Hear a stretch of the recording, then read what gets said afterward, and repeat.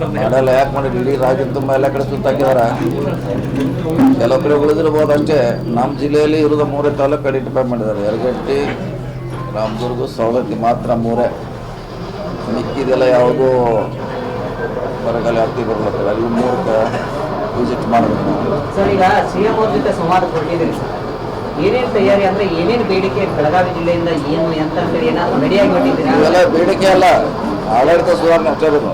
ಹೆಂಗೆ ಕೆಲಸ ಮಾಡಬೇಕು, ಹೆಂಗೆ ಜನರು ಇರಬೇಕು, ಅದ್ರಲ್ಲಿ ಬೇಡಿಕೆ ಬಂದರೂ ಬರ್ಬೋದು. ಅವ್ರು ಮುಖ್ಯವಾಗಿ ಈಗ ಹೆಂಗೆ DC ಗೆ SP ಗೆ ಕರೆದು ಅಲ್ಲೇ ಮಾಡ್ತಾರಲ್ಲ, ಅದು ಬಂದ್ ಮಾಡಿಸೋದು ಸ್ವಲ್ಪ ಇದನ್ನ ಹೋಗಲಿ. ಸೊ ಆ ರೀತಿ ಆಡಳಿತ ಚುರುಕುಗೊಳಿಸೋರಿದ್ದಲ್ಲ ಅಂತ ಯಾರು ಬಂದರೂ ಬರ್ಬೋದು. ಆಯಾ ಜಿಲ್ಲೆದು ನಮ್ಮ ಜಿಲ್ಲೆದು ಏನಾರ ಇಂಪಾರ್ಟೆಂಟ್ ಇದ್ರೆ ಅದನ್ನು ಬೇಕಾದ್ರೆ ಈಗ ನೋಡಿ DC ಅವ್ರು ಏನು ಲಿಸ್ಟ್ ಮಾಡಿದಾರೆ ಚೆಕ್ ಮಾಡ್ತೀವಿ. ಆ ಸಂದರ್ಭ ಬಂದಾಗ ಯಾವ್ದಿದ್ರೆ ಗಮನಕ್ಕೆ ತರ್ತಾರೆ. ಸರ್, ಅಧಿವೇಶನ ಆರಂಭ ಆಗ್ತಾ ಇದೆ, ಇನ್ನು ಖಾತೆಗಳ ಹಂಚಿಕೆ ಆಗಿಲ್ಲ, ಯಾವಾಗನ್ನೂ ಪ್ರಶ್ನೆ ಆಗಿದ್ದು ಮಾಡ್ತಾರೆ. 13 ಒಳಗೆ ಮಾಡಲೇಬೇಕು, ಮಾಡ್ತಾರೆ. 2 ತಿಂಗಳು ಏನು ಏನಾದರೂ ಗೊಂದಲ ಆಗ್ತಾ ಇದೆ ಅಂದ್ರೆ ಹೆಂಗೆ ಸರ್? ಏನು ಸಮಸ್ಯೆ ಆಗ್ತಾ ಇದೆ? ಗೊಂದಲ ಏನಿಲ್ಲ, ಗೊಂದಲ ಅಂತ ಇಲ್ವೇ ಇಲ್ಲ. ಮಾಡಲೇಬೇಕು, ಮಾಡತ್ತಾರೆ. ಅದೇ ಪ್ರಶ್ನೆ ಮಾಡಲೇಬೇಕಿಲ್ಲ. ಈಗ 13 ಒಳಗೆ ಮಾಡಬೇಕು. ಸಚಿವರ ಆಯ್ಕೆಗೆ 2 ತಿಂಗಳಾದ್ರು ಇದಕ್ಕೆ ಇನ್ನೂ ಎಷ್ಟು ದಿನ ಬೇಕು ಅನ್ನೋಂಥದ್ದು. ಇದಕ್ಕಂತ ಡೆಡ್ಲೈನ್ ಇದೆಲ್ಲ. 13 ಒಳಗಂತ ಪ್ರಶ್ನೆ ಮಾಡಂಗಿಲ್ಲ. 13 ಒಳಗೆ ಮಾಡಲೇಬೇಕು. ನಿನ್ನೆ ಆಗತ್ತೆ ಅಂತ ಹೇಳಿ ಎಲ್ಲರೂ ಅಂದ್ಕೊಂಡಿದ್ರು. ಕೊನೆ ಕ್ಷಣಕ್ಕೆ ಇವತ್ತು ಅಂತ ಹೇಳಿ ಹೇಳ್ತಾ ಇದ್ದಾರೆ. ಈಗ 2 ದಿನ ಅಂತ ಹೇಳಿ ಸರ್, 2 ದಿನ ಅದು ತಯಾರಿನೇ ಮಾಡ್ಕೊಳ್ಬೇಕಲ್ಲ. ಅದು ಇದ್ರ ಬಗ್ಗೆ ಇಲಾಖೆ ಬಗ್ಗೆ ತಿಳ್ಕೊಳ್ಬೇಕು, ಉತ್ತರ ಕೊಡ್ಬೇಕು. ಅಧಿವೇಶನದಲ್ಲಿ ಏನ್ ಮಾಡ್ತಾರೆ ಅನ್ನೋದು ಸಚಿವರು ಇಲ್ಲ. ನಮ್ಮ ಪ್ರಶ್ನೋತ್ತರ ಪ್ರಾರಂಭ ಹೋದು ಮುಂದಿನ ಸೋಮವಾರ ಇದ್ದಾರೆ. ಈಗಿಲ್ಲ, ಈಗ 2 ದಿವಸನಾಗ ಏನು ಪ್ರಶ್ನೋತ್ತರ ಇಲ್ಲ. ಏನಿದ್ರು 17ರಿಂದ ಪ್ರಾರಂಭ ಇದೆ ಅದು. ಸರ್, ಈಗ ರೀಶಫಲ್ ಆಗೋ ಡಿಸ್ಕಷನ್ ಮತ್ತೆ ನಡೀತಿದೆ. ಕೆಲವು ಸಚಿವರನ್ನ ಡ್ರಾಪ್ ಮಾಡ್ತಾರೆ, ಹೊಸಬ್ರನ್ನ ಇನ್ಕ್ಲೂಡ್ ಮಾಡ್ತಾರೆ. ಇಲ್ಲ, ಅದ್ರ ಬಗ್ಗೆ ನಮಗೇನು ಗೊತ್ತಿಲ್ಲ. ಅದು ಬಹುಶಃ ಅಂತ ಸಂದರ್ಭ ಭಾಗ್ಯ ಅಂತ ನಾಗೇಂದ್ರ ಅವ್ರನ್ನ 10 ಸಚಿವ ಸಂಪುಟದಲ್ಲಿ ತೆಗೆದುಕೊಂಡು ಈ ವಿರೋಧ ಪಕ್ಷದವ್ರನ್ನ ತೆಗಿರಿ ಅಂತ ವಾಪಸ್ ಮಾಡ್ತಾರೆ. ನಾಯಕ ಸಮಾಜದ ನಾಯಕರಾಗಿ ಯಾವುದ್ರಾಗ ಅದನ್ನ ಮಾಡ್ಕೋತೀರಿ ಅಂತ ಹೇಳಿ ಈಗ ಮಂತ್ರಿ ಅಂತ ಮಾಡಿದ್ದಾರೆ. ಅವರು ಮಂತ್ರಿ ಆಗಿದ್ದಾರೆ. ಸೊ ಅದನ್ನು ತೆಗೆಯುವಂಥ ಪ್ರಶ್ನೆಗೆ ಉದ್ಭವಿಸೋದಿಲ್ಲ.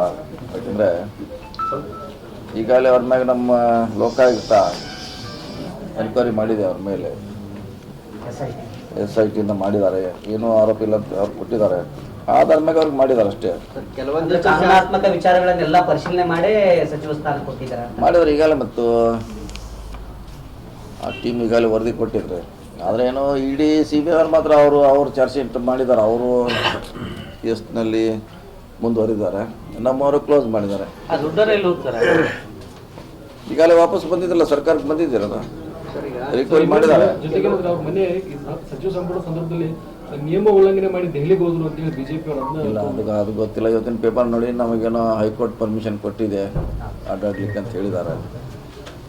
ಸೊ ಅದು ಇಲ್ಲಾಂದ್ರೆ ಅದನ್ನ ಅವರೇ ಸ್ಪಷ್ಟೀಕರಣ ಕೊಡಬೇಕು. ಯಾಕಂದ್ರೆ ಆ ಒಂದು ಸಮುದಾಯಕ್ಕೆ ಇವರು ಅನ್ಯಾಯ ಮಾಡಿದ್ರು ಅನ್ನೋದು ನಾಗೇಂದ್ರ ಅವ್ರನ್ನ ತಗೊಂಡು ST ಸಮುದಾಯಕ್ಕೆ ಅವ್ರ ಮೇಲೆ ಆಲ್ರೆಡಿ ಆರೋಪ ಇತ್ತು.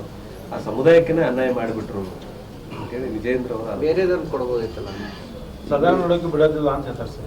ನೋಡೋಣ, ಅದು ಮಾಮಾಗ ಸ್ಟಾರ್ಟ್ ಆದ್ಮೇಲೆ ನೋಡೋಣ. ಈಗಂತ ಸರ್ಕಾರ ನಮ್ಮ ಪಕ್ಷ ಯಾರು ಬೇಕೋ ಅವನ್ನ ಅಳದು ತೂಗಿ ಮಾಡಿದೆ. ಇನ್ನು ಮುಂದೆ ಸದನಲ್ಲಿ ಏನು ಯಾವ ಕಡೆ ಓದಿದ್ದು ನೋಡೋಣ, ಅಲ್ಲಿ ಹೋಗ್ಯಾಟ್ ಮಾಡೋಣ. ಸರ್, ಈಗ ಈ ಸಂಪುಟ ವಿಸ್ತರಣೆ ಸಂದರ್ಭದಲ್ಲಿ 2 ಪ್ರಮುಖ ವಿಚಾರ ಚರ್ಚೆ ಆಗುತ್ತೆ. ಒಂದು, ತಮಗೆ DCM ಕೊಡ್ತಾರೆ ತಮಗೆ ಮತ್ತು MB ಪಾಟೀಲ್ ಅಂತ ಹೇಳಿ. ಆದರೆ ಸಂಪುಟ ವಿಸ್ತರಣೆ ನಂತರ ಅದು ಒಮ್ಮೆ ತಣ್ಣಗಾಗ್ಬಿಡ್ತಾರೆ. ಚರ್ಚೆ ಆಗಿತ್ತು ನಿಜಾನ?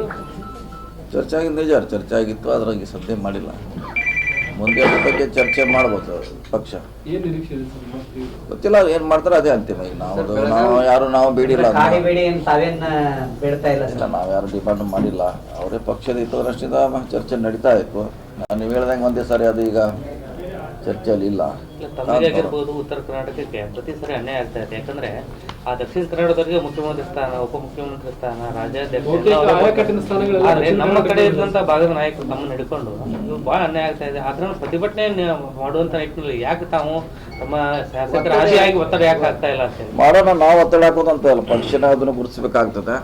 ಅದು ಬಂದಾಗ ನೋಡೋಣ. ಅದರ ಸಂದರ್ಭ ಸನ್ನಿವೇಶ ಬಂದಾಗ ಅದ್ರ ಬಗ್ಗೆ ಮಾತಾಡೋಣ. ಸರ್ಕಾರದಲ್ಲಿ ಉತ್ತರ ಕರ್ನಾಟಕ ಶಾಸಕರ ಪಾತ್ರ ಹೆಚ್ಚಿನ ಸಂಖ್ಯೆ ಇದೆ. ಹಾಗಾಗಿ DCM ಕೊಡಬಹುದಿತ್ತು ಅಂತ ನೋಡೋಣ. ಚರ್ಚೆ ಮಾಡೋಣ. ಪಕ್ಷದ ವೇದಿಕೆಯಲ್ಲಿ ಚರ್ಚೆ ಮಾಡ್ತೀವಿ. ಅದನ್ನು ಹೊರಗಡೆ ಬೇಡ. ಅಲ್ಲಿ ಚರ್ಚೆ ಮಾಡ್ತೀವಿ.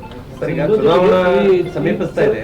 ಸೊ 2 DCM ಬಹಳಷ್ಟು ಪಕ್ಷಕ್ಕೂ ಕೂಡ ಅದೇ ಹೇಳಿದ್ರೆ ನೋಡೋಣ, ಅದು ಪಕ್ಷದ ವೇದಿಕೆಯಲ್ಲಿ ಚರ್ಚೆ ಮಾಡ್ತೀವಿ. ಯಾಕಂದ್ರೆ ಹೊರಗಡೆ ಚರ್ಚೆ ಮಾಡೋದು ಸರಿ ಅನಿಸೋಲ್ಲ, ಕೇಳೋಣ, ಅಲ್ಲಿ ಚರ್ಚೆ ಮಾಡ್ತೀವಿ. ಸರ್, ಇದ್ರ ಜೊತೆಗೆ ತಾವೇನಾದ್ರೂ ಖಾತೆ ಬದಲಾವಣೆಗೆ ಏನು ಬೇಡಿಕೆ ಇಲ್ಲ? ಇಲ್ಲ, ನಮ್ದು ಯಾರು ಖಾತೆ ಬೇಡಿಕೆ ತಮ್ಮ ಬದಲಾವಣೆ. ಹೆಸರು ಸಮಾಜ ಕಲ್ಯಾಣ ಇಲಾಖೆ ಕೇಳಿದ್ದಾರೆ. ಎಲ್ಲ ನಿಮಗೆ ಬದಲಾವಣೆ ಮಾಡಿ ಕೊಡ್ಬೋದು ಅನ್ನುವಂಥದ್ದು ಇದೆ. ಅಂದ್ರೆ ಜನಸಂಪರ್ಕ ಇರ್ತಕ್ಕಂಥ ಖಾತೆಗಳು, ಹಾಗಾಗಿ ಇದು ಜನಸಂಪರ್ಕ ಖಾತೆ ಇಲ್ಲ, ಇಲ್ಲ, ಜನಸಂಪರ್ಕ ನಾವು ಇರ್ತಕ್ಕಂಥ ಯಾವ್ದು- ಖಾತೆಯನ್ನು ಕೊಟ್ಟರೆ ಚೆನ್ನಾಗಿರುತ್ತೆ. ಬಿಜೆಪಿ ಮಾಡಿಟ್ಟು ಸಾಲ ಇರಲಿಲ್ಲ. ಈಗ ನಮ್ದು ಯಾವುದು ಕೇಳಿಲ್ಲ, ನೋಡೋಣ, ಅದ್ರ ಬಗ್ಗೆ ಚರ್ಚೆನೂ ಆಗಿಲ್ಲ. ಕೊಟ್ಟರೆ ಹೋಗ್ತೀರಿ ಸರ್ ಸೋಷಿಯಲ್ ವೆಲ್ಫೇರ್ ಡಿಪಾರ್ಟ್ಮೆಂಟ್? ಅಲ್ಲ, ಚರ್ಚೆನೇ ಆಗಿಲ್ಲ, ಅದು ಇಲ್ಲ. ಭಾಳ ಅಂತಿಮವಾಗಿ ಡಿಮ್ಯಾಂಡ್ ಇದೆ ಸರ್ ಈ ಸರ್ಕಾರದ ಸೋಷಿಯಲ್ ವೆಲ್ಫೇರ್. ಪಕ್ಷದ ತೀರ್ಮಾನ ಅದು, ಯಾರ್ಯಾರಿಗೆ ಯಾರು ಕೊಡ್ತಾರೋ ಅವ್ರಿಗೆ ಬಿಟ್ಟಿದ್ದು. ಅದು ಈಗ ಬದಲಾವಣೆ ಆಗ್ಬೋದು ಸರ್, ಮೊದಲು ಕೊಟ್ಟಿದ್ದಕ್ಕೂ ಈಗ ಮತ್ತೆ ಹೊಸ ಇದಕ್ಕೂ ಗೊತ್ತಿಲ್ಲ, ಅದ್ರ ಬಗ್ಗೆ ಗೊತ್ತಿಲ್ಲ. ಸರ್, ಈಗ ನಿಮ್ಮ ಜೊತೆ ಇರ್ತಕ್ಕಂಥ ಮಾದೇವಪ್ಪ ಅವರಿಗೆ ಹ್ಞೂ ನೀವು ದಿಢೀರ್ ಅಂತೇಳಿ ಅವ್ರನ್ನ ಕೈ ಬಿಟ್ಟು ಎಲ್ಲೋ ಒಂದ್ ಕಡೆ ನಿರ್ಲಕ್ಷ್ಯ ಮಾಡಿದ್ರಿ. ಇತ್ತೀಚೆಗೆ ತಾವು ಅವ್ರನ್ನ ಭೇಟಿ ಮಾಡಿದ್ರಿ, ಸಮಾಜದ ಯಾವ್ದು ಭೇಟಿ? ಏನ್